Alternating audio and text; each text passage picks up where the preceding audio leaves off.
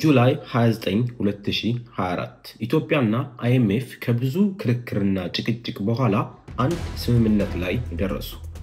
ዓለም አቀፉ የገንዘብ ድርጅት IMF ኢትዮጵያ ያቀረበችውን የብድር ጥያቄን በተመለከተ የተለያዩ ውይይቶችንና ድርድሮችን ሲያደርጉ መክረማቸውን አሁንም መቀጠሉ ይታወቃል። በዚህ ስምምነት መሰረት IMF ለኢትዮጵያ $3 ቢሊዮን እርዳታ ያለምንም ወለድ የሰጠ ሲሆን ኢትዮጵያም IMF ያስቀመጠላትን የኢኮኖሚ መስመር ይዛ ልትጓዝ ቃል ገባች። ይሄ ውሳኔ እንደ ኮሶ መድኃኒት ነው። ታዲያ ወዲያው ነበር በማግስቱ የኢትዮጵያ ብር ከዶላር ጋር ያለው ምንዛሬ 30% የቀነሰው። ይህ የሀገራችንን ኢኮኖሚ ያናጋው IMF ማን ነው? እንዴት ተመሰረተ? ከኋላውስ ያሉት ሀገራት ወይም ኃይሎች እነማን ናቸው የሚለውን በዛሬው ቪዲዮ ይዤላችሁ መጥቻለሁ። ይህንን ቪዲዮ እንደምትወዱት ካሁኑ በጣም እርግጠኛ ነኝ። ላይክ፣ ሼር እና ሰብስክራይብ ማድረግ እንዳትረሱ። ወደ ቪዲዮው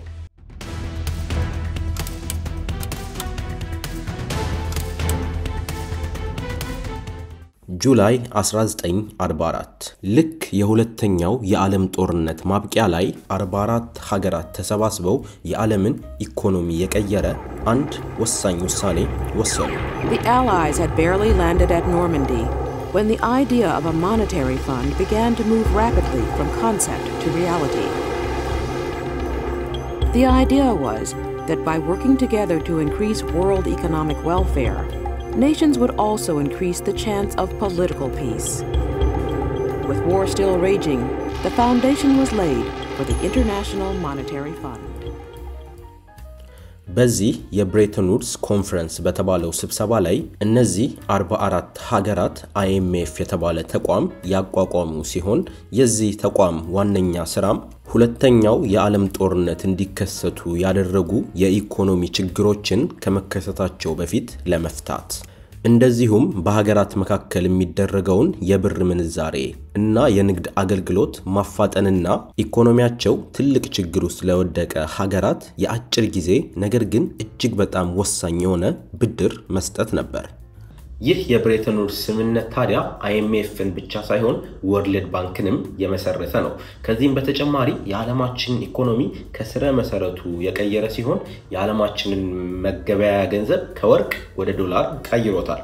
ስለዚህ ነገር በደንብ ለማወቅ ከፈለጋችሁ ባለፈው የሰራሁት ዶላር እንዴት ዓለምን ተቆጣጠረ የሚለው ቪዲዮ አለ። እሱን ቪዲዮ ከታች ሊንክ አድርግላችኋለሁ። እዛ ላይ ገብታችሁ አሁን ላይ ከ190 በላይ አባል ሀገራት ያሉት ይህ ግዙፍ ተቋም በአመት አንዴ ትልቅ ስብሰባ ሲኖረው በዚህ ስብሰባ ላይም የእያንዳንዱ አባል ሀገራትን ኢኮኖሚ በደንብ የሚያጠና ሲሆን በዚህ ጥናት ላይ ተመስርቶም ሀገራቱ ሊወስዱት የሚገባ የተለያየ የኢኮኖሚ እርምጃዎችን ምክር ይሰጣል። ታዲያ IMF እንዴት ነው የሚሰራው? ብርስ ከየት ያመጣል? IMF ታዲያ የሚሰራው ልክ እንደ አንድ ባንክ ሲሆን IMF ጋር ሄዶ ብር መበደር ማለት አንድ ሀገር ከአቅሟ በላይ የሆነ የኢኮኖሚ ችግር ውስጥ ገብታ ሌላ ምንም አይነት ብር የማግኛ አማራጭ የላትም ማለት ነው። The IMF is a so-called lender of last resort, meaning that we stand ready to lend to countries and to take on countries' risks even when markets are not willing to, or especially when markets are not willing to. IMF የሚሰጣቸው ብድሮች ታዲያ ከወለድ ይልቅ ከቅድመ ሁኔታ ጋር የሚመጡ ሲሆን እነዚህ ቅድመ ሁኔታዎች በጣም በአጭር ጊዜ መፈጸም ያለባቸውና IMFም እየተፈጸሙ እንደሆነ በጥብቅ የሚከታተላቸው ናቸው። ይህንን የIMFን ምክር መከተል ለማንኛውም ሀገር ግዴታ አይደለም። አንድ ሀገር ከIMF የተሻለ መፍትሄ አለኝ ብላ ካሰበች በዛ መንገድ መሄድ መብቷ ነው። ከIMF ብድር እስካልፈለገች ድረስ ከIMF አንድ ሀገር ብድር ከፈለገ ደግሞ የIMFን መንገድ የIMFን ቅድመ ሁኔታ መከተል ግዴታው ነው። አንድ የIMFን ብድር የምትፈልግ ሀገር ታዲያ እነዚህን የIMFን ቅድመ ሁኔታዎች ካሟላች ከአጭር ጊዜው ብድር የበለጠ የረጅም ጊዜ ብድር በብዙ ቢሊዮኖች የሚቆጠር ዶላር የሚሰጣት ሲሆን የIMF የኢኮኖሚ ኤክስፐርቶችም የሀገሪቱን ኢኮኖሚ በደንብ በመከታተል ከዛም አልፎ የሀገሪቱን ኢኮኖሚስቶች ጥናት በመስጠትና ልምድ በማዳበር የሀገሪቱ ኢኮኖሚ እንዲሻሻልና እንዲያሰራራ ያደርጋሉ።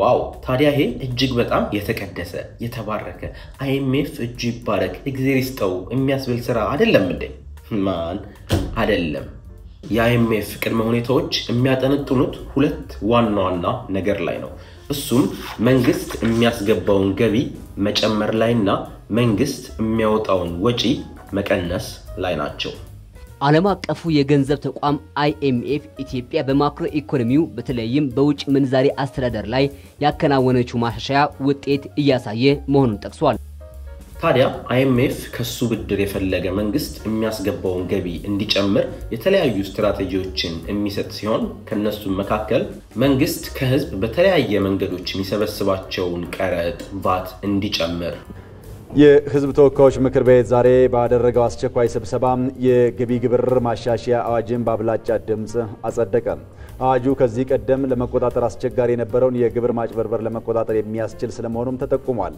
የሀገሪቱን ገበያ ለውጭ ሀገር ኢንቨስትመንት ክፍት ማድረግ እንደዚሁም የአንድ ሀገር ኤክስፖርት በአለም ላይ ተወዳዳሪ ወይም ደግሞ ርካሽ እንዲሆን የዛ ሀገር ከረንሲ ከዶላር ጋር ያለው ምንዛሬ እንዲቀንስ ያስገድዳል በመጀመሪያ የሀገር በቀል የኢኮኖሚ ማሻሻያ ተግባራ የተገኙ ስኬቶችን ለማጠናከርና በማሻሻያው ያልተከወኑ ቀሪ ስራዎችን ለመከወን ታሳቢ ያደረገው ይህ የተሟላ የማክሮ ኢኮኖሚ ማሻሻያው ዋና ትኩረት ደግሞ የመንግስት ገቢን ማሳደግ የመንግስት ወጪና የድጎማ ስርዓትን ውጤታማ ማድረግ የውጭ ምንዛሪ አቅርቦትንም በገበያ እንዲወሰንና በመደበኛውና በጥቁር ገበያው መካከል ያለውን ልዩነት ማጥበብ ነበሩ በተመሳሳይ ሰዓት ደግሞ የአንድ ሀገር ወጪ እንዲቀንስ መንግስት ለህዝብ የሚሰጣቸው የተለያዩ ድጎማዎችን እንዲቀንስ የሚያደርግ ሲሆን 2017 በጀት ዓመት እስከ ጥር ወር ድረስ ብቻ ለነዳጅ ድጎማ የሚውል ከ137 ቢሊዮን ብር በላይ መንግስት ወጪ ማድረጉን የጠቀሱት ሚኒስትር ዴኤታው የድጎማ ባይደረግ ኖሮ በህብረተሰቡ ላይ ሊደርስ የሚችለው ጫና ቀላል እንደማይሆን አስረድተዋል በዚህ መሰረትም የተደረገው የነዳጅ ዋጋ ክለሳ በዓለም ገበያ ያለውን ዋጋ ተንተርሶ በተደረገ ትንተናና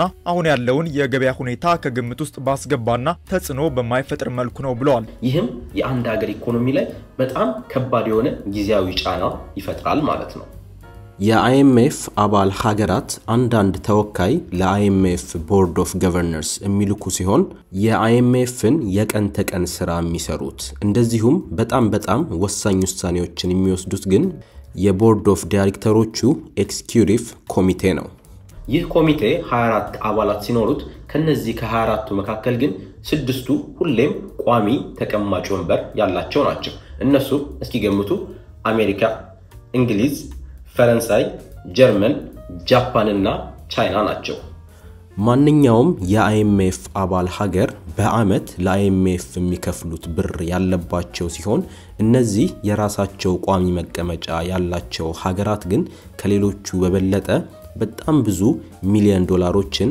ለIMF በአመት ይከፍላሉ ታዲያ እንደሚከፍሉት ብር ብዛት መጠን ያላቸውም ኃይል እንደዛው የሚጨምር ሲሆን አሜሪካ በአመት በጣም ብዙ ሚሊዮን ዶላሮችን ስለምትከፍል በIMF ውስጥ 16.5% የቮቲንግ ፓወር ወይም ደግሞ ድምጽ የመስጠት መብት አላት ታዲያ በዚህ ድርጅት ውስጥ ትልልቅ ውሳኔዎች ሲወሰኑ ማለትም ለየትኞቹ ሀገሮች ብድር እንስጥ የትኞቹን እንርዳ የሚለው ውሳኔዎች ሲወሰኑ 85% ድምጽ ያስፈልጋል ይህ ማለት አሜሪካ በአንድ ሐሳብ ካልተስማማች በሷ 16.5 ድምጽ ምክንያት ያ ውሳኔ ውድቅ ይሆናል ማለት ነው ታዲያ የIMF ስራ ኢኮኖሚ ላይ ያተኮረ ቢሆንም የIMF ዋና የሚባሉት መሪዎች ግን ከኢኮኖሚስት ይልቅ ፖለቲከኞች ናቸው እና የትኛውን ሀገር እንደሚረዱ ለምን እንደሚረዱ እያሰቡ የሚያደርጉት ነገር ሲሆን IMF የሚጓዘው ከአሜሪካ እንደዚሁ ከዌስተርን ፓወርስ ከሚባሉት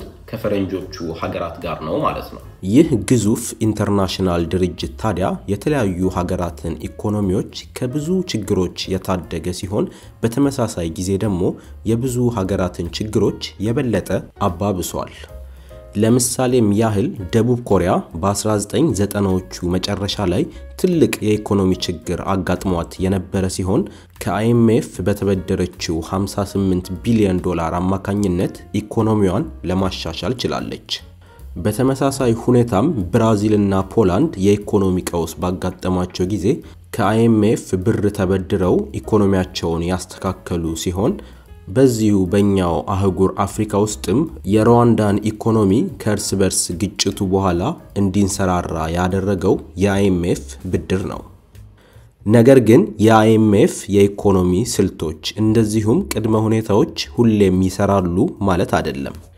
በግብጽ፣ በቱኒዚያ፣ በኢኳዶር፣ በዚምባብዌ እንደዚሁም በሌሎች በርካታ ሀገራት የአይኤምኤፍ የኢኮኖሚ ስልቶች ሀገሪቱን ከገቡበት የኢኮኖሚ ቀውስ ከማዳን ይልቅ ለበለጠ የኢኮኖሚ ቀውስ የዳረጋቸው ህዝቡንም ለበለጠ ድህነት ያዳረገው ሲሆን አንድ ሀገር አይኤምኤፍ ጋር ብድር ፈልጋ መሄድ ማለት በኢኮኖሚ ላይ ቁማር እንደመጫወት እንዲታይ አድርጎታል። ታዲያ እነዚህን ሁሉ ሀገራት የረዳው አይኤምኤፍ ሌሎቹን ሀገራት ኢኮኖሚ ደግሞ ወደ በለጠ ጣጣ ውስጥ የከተተው አይኤምኤፍ ለኢትዮጵያ ምን ይዞላት መጥቷል? እንግዲህ ኢትዮጵያና አይኤምኤፍ አዲስ ውል ውስጥ ገብተው ኢትዮጵያ በአይኤምኤፍ የተሰጣትን ስትራቴጂ ወይም ደግሞ ቅድመ ሁኔታ መከተል ከጀመረች አሁን ላይ 1 ዓመት ሆኖናል።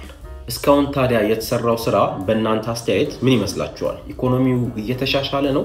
ወደ ደቡብ ኮሪያና ወደ ፖላንድ እንዲሁም ብራዚል አቅጣጫ እየሄድን ነው ወይስ ኢኮኖሚው የበለጠ እየተጎዳ ወደ ዛምቢያ፣ ኢኳዶርና ጋቦን አቅጣጫ እየሄድን እንገኛለን? አስተያየታችሁን ከታች ኮሜንት ላይ ማጋራት እንዳትረሱ። ይህ ቪዲዮ ከተመቻችሁና አዲስ ነገር ከተማራችሁበት ላይክ በማድረግ አሳውቁኝ። የዚህ ፋሚሊ ቤተሰብ አባል ለመሆን ሰብስክራይብ ሚለውን መጫን እንዳትረሱ። በሌላ ጊዜ በተመሳሳይ ቪዲዮ እስከምንገናኝ ሰላም ሁኑልኝ። ፒስ